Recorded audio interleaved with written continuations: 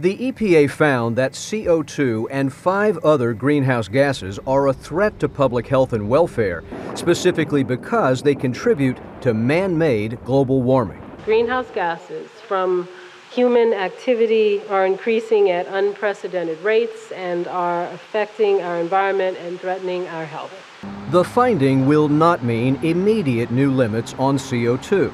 Nothing in today's action requires any regulatory action. But limits are in the works and they're well known.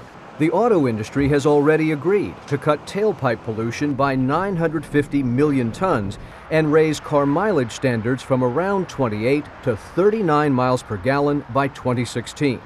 The big industrial polluters, power plants, and steel mills have been alerted that one day CO2 cuts are coming anywhere emissions exceed 25,000 tons per year. The good news is that small businesses and farms are apparently off the hook. Only the largest emitters from power plants and cars and trucks will be covered.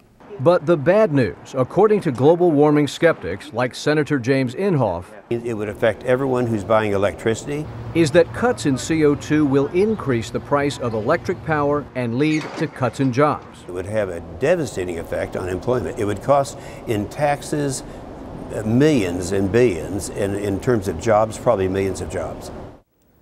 The timing of this announcement also had a political edge. The president can now promise the world in Copenhagen that if Congress doesn't cut CO2 in energy legislation, he'll do it in regulation. He also hopes big business will be scared into supporting a climate change law because business has more clout in Congress than it has at EPA. Katie? And Wyatt, there was a major international climate conference, of course, in Kyoto, Japan in 1997. What is different this time around? You know, Katie, looking back, President Bush, then President Bush, backed away from a climate change treaty because China and India would not promise CO2 cuts. This time, President Obama thinks he can get a more concrete promise from both of those countries. All right, Wyatt Andrews in Washington. Wyatt, thank you.